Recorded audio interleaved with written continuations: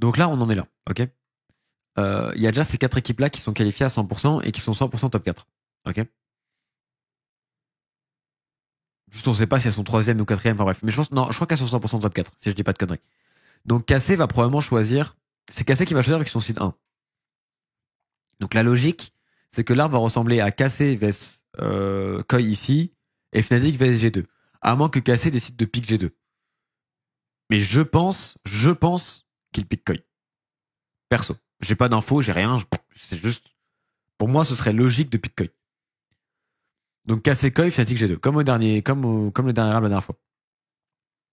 Ici, donc ça va être le loser, c'est-à-dire que les perdants vont aller en loser bracket là contre le site 5 et contre le site 6.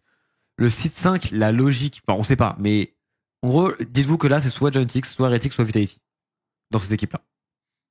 C'est dur de savoir. Ça va dépendre du Heretics, Giantix qui arrive après, c'est pour ça qu'il est important. Du coup, pour te qualifier au MSI, il faut quoi? Il faut être en grande finale. Pour être en grande finale, pour les équipes qui partent du winner bracket, il faut gagner 2 BO5.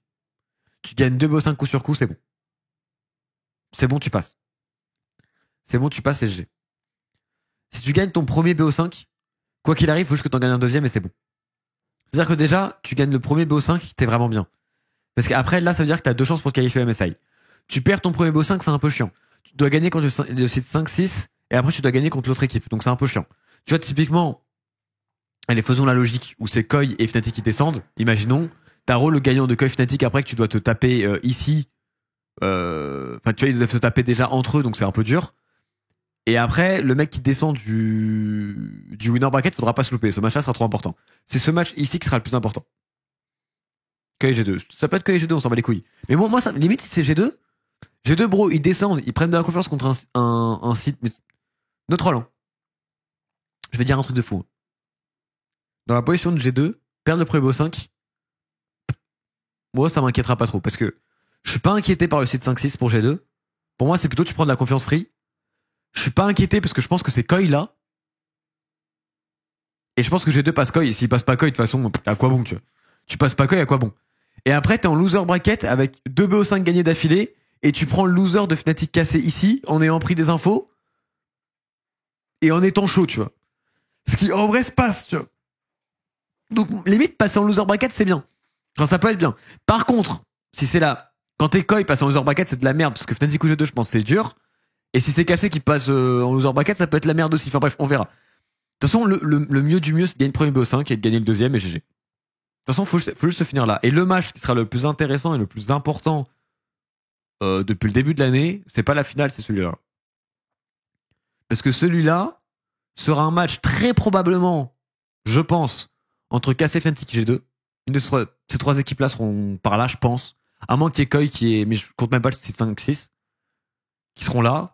Et ce match-là, c'est soit t'as 2 mois de vacances, soit tu joues le MSI et le WC. La différence est trop grande en fait. Bon là, celui-là, t'as un trophée et tout, c'est cool, tu vois, c'est stylé. T'as un trophée, c'est lourd, tu gagnes un split, c'est très important pour plein de joueurs de ces équipes-là, tu vois. Mais ici, trop important. C'est quoi le WC? C'est l'eSport World Cup, c'est le truc en Arabie Saoudite qu'il y a eu aussi l'an dernier, où ça avait envoyé, je crois, G2 et Fnatic. Et tu sais, c'est le tournoi un petit peu, c'est la Mickey Mouse Cup. Mais bon, qui est comme ça, quoi.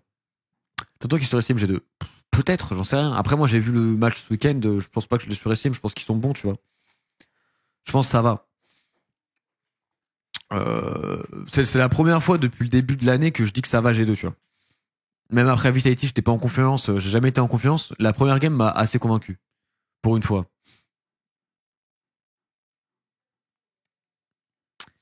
Ok, après, si le WC, c'est gaz un peu. Ouais, mais du coup, alors, ça peut te cramer aussi, mais je pense pas.